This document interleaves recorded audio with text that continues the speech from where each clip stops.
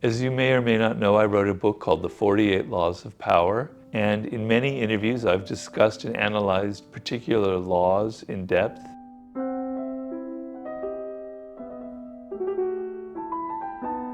And so here is a compilation of some of those best moments in which I've gone into the various laws of the 48 Laws of Power. I hope you enjoy it. That feeling of having no control and how miserable it is. Related to that is the feeling that I'm trapped in this role in life that is not of my own choosing. People see me as a writer, a secretary, or whatever, and it's not what I want to be. And that's how everybody judges me, and you feel trapped and you have no power or control. The opposite of that is this feeling that you can be whatever you want. You can recreate yourself. You can suddenly have a different persona. You can change your personality. By the way, one of the actual other laws is you can act like the king already. So in a sense, I found those two working together. You can recreate yourself, and the other law was be royal already. So Right. maybe that's what you need to recreate yourself into. Completely. You know, the power game is all about psychology. It's not about money. It's not about who you can push around. It's all about psychology. And it begins in how you think of yourself. And what I was writing about in that law number 2 in the 48 Laws of Power, I was warning you against a common thing, which is you have a business and you're looking for a partner, right? Or you're looking to hire someone. Your first instinct is, I want to hire a friend. I want to hire that person who's likable, who likes me, who I've had a relationship with. That's a terrible mistake. You want to hire the best person for the job. Friends have all kinds of emotional entanglements that'll come out in the course of the relationship, of the business. They'll feel envy. They'll sabotage you. It's a nightmare, and there's a huge history behind it. That's what that law is about. It's not about not having friends. How stupid would I be to say that? Friends are an incredibly important role.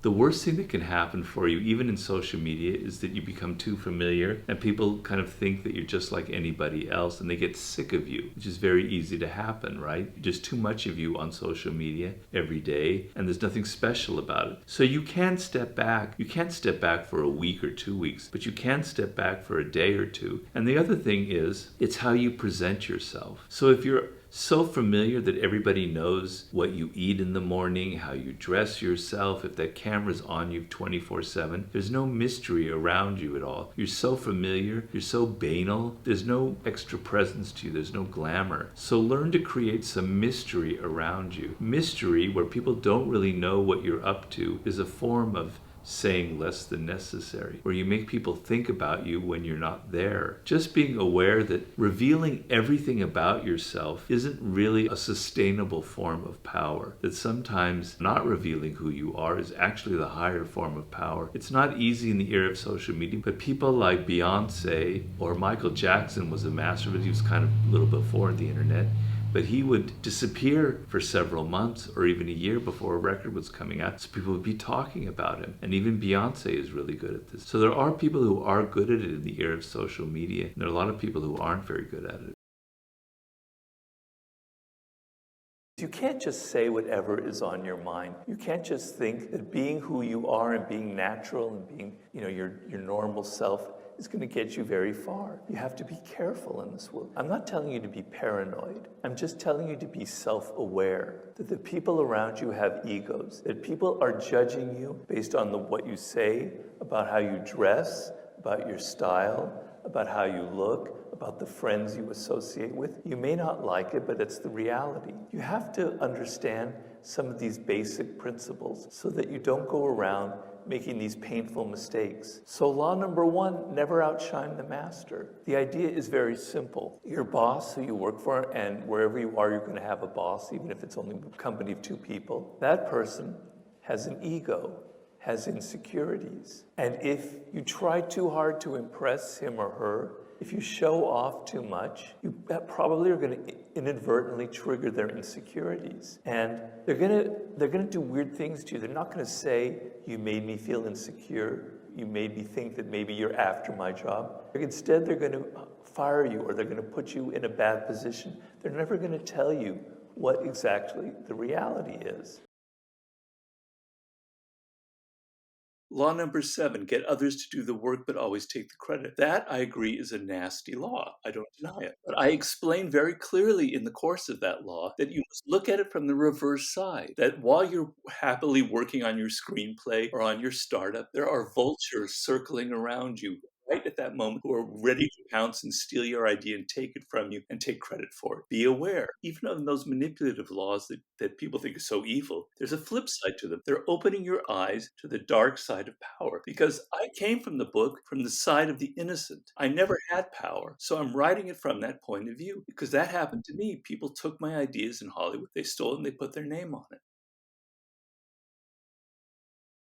One of the laws of power is guard your reputation with your life. It's like your treasure. It's how people perceive you. And if your reputation kind of precedes you, and it can make people even afraid of you before they meet you. In the ancient China, in like the 1st century AD or so, there was this great Chinese general called Zhuge Liang. It's narrated in this book called The Romance of Three Kingdoms. And he was so clever. He was by far the most clever general that ever lived, that armies were already kind of worried before they went into battle with him, knowing that he would have some trick up his sleeve. They were certain that he was going to do something that they never thought of before. So at one point, Zhuge Liang is in a castle, and all his men have deserted him for whatever reason, and he only has like 50 men left in the castle, and he hears that an army of 20,000 soldiers is advancing, and he goes, it's over, my career's over, they're going to wipe us out and kill us. So what does he do? He sat himself up on the wall of the castle with like a harp or a lute in his hand, and he just sat there strumming it and humming like a prayer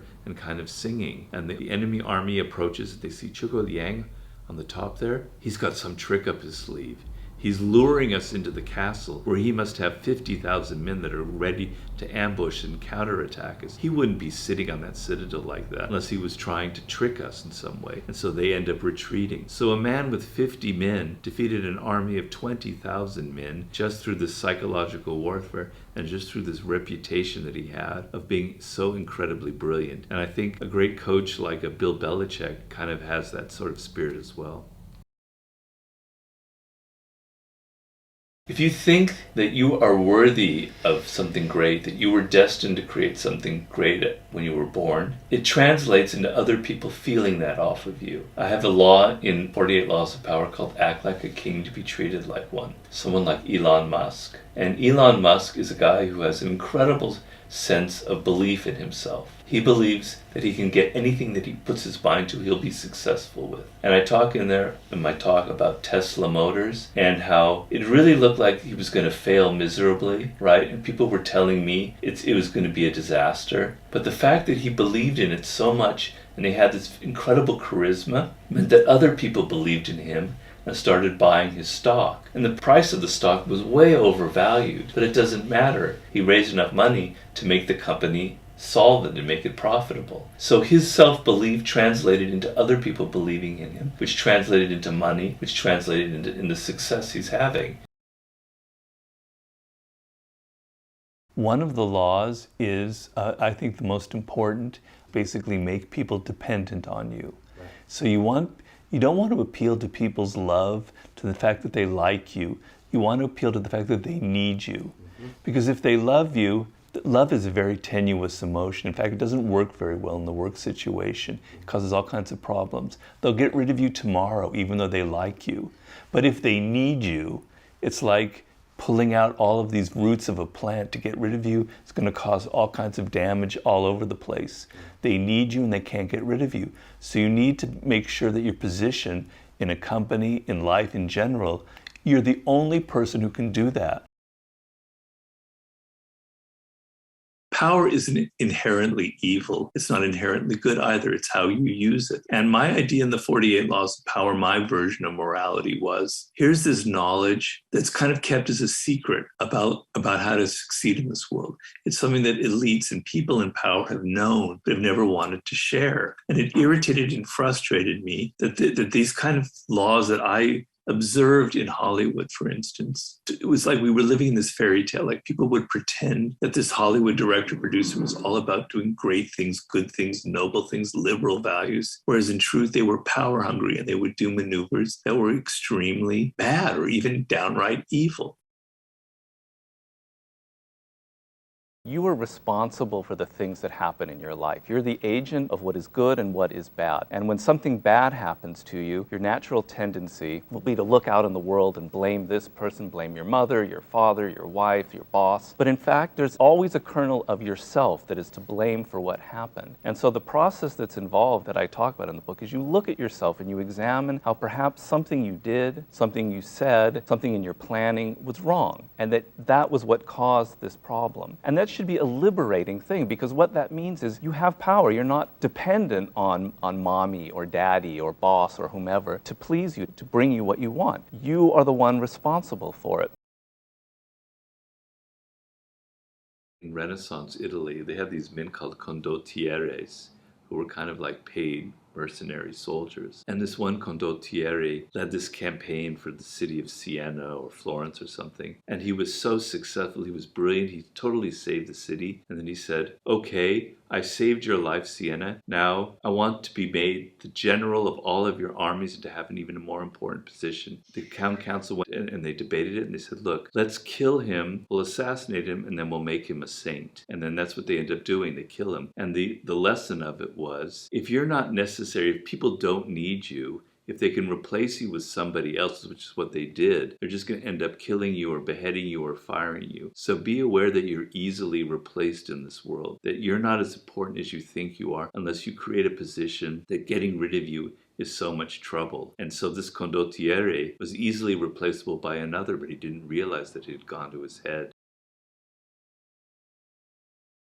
In my 48 Laws of Power, I talk about infection, where there are people who have an infecting power on you. They're surrounded by all kinds of drama. They continually present themselves as the victim of other people, whereas in fact, they're the ones that constantly draw this drama to them because that's how they survive. And you're going to find yourself involved with them, and it's going to be horrible to get out of the relationship. You're going to feel guilty. So develop the power to recognize them before you get involved. And I have in the Laws of Human Nature tons of advice about that, paying attention to people's nonverbal cues. A narcissist tends to have a very animated face, but a kind of a deadness in their eyes. They're kind of listening to you, but you can hear that they're actually thinking about themselves. They're not really connecting to you through the eyes. The face is alive, but the eyes are dead. There are signs, nonverbal cues that will show you that you're dealing with someone generally very self-directed.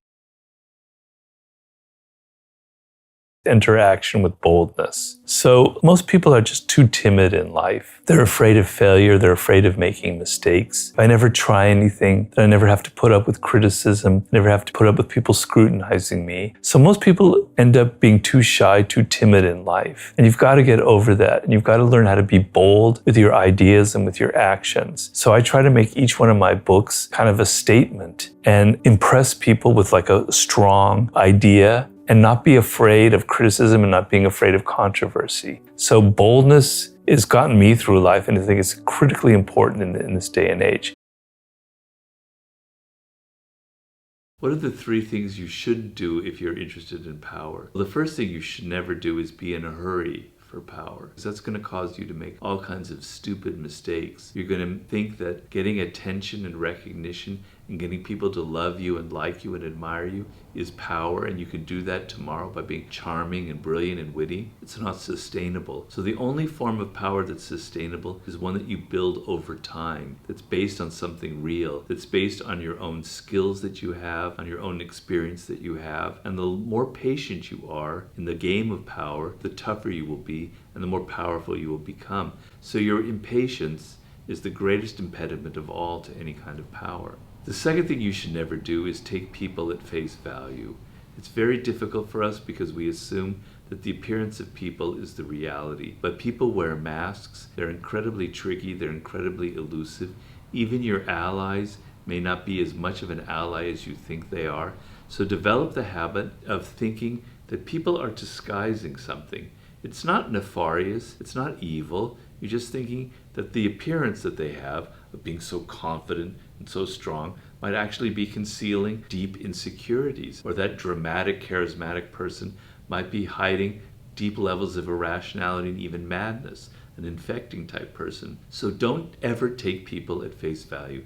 Don't trust their appearances. And the third one is, don't try to be like other people. It's very, very difficult because you We're conformists by nature, and we want to imitate what's out there. We look at icons and people in media and we say, I want to be just like him. I want to be just like her. I want to have that kind of attention and that kind of success. And the most powerful people, the most successful people in the world, they're one of a kind. There's never been anyone else like them. They're so weird, they're so different, their style is so unique that is their source of power. Trying to run away from that and trying to be like other people and trying to imitate them only means that you're incredibly replaceable. So if you're just like everybody else, there's no reason for anybody to hire you in the long run, because eventually they can replace you with someone younger and cheaper. But if you're truly an original, if you're truly different, if you have skills that nobody else has, if you have something to say and express that no one has expressed before, that is the ultimate position of power. No one can get rid of you. People want more and more of you instead of less and less of you.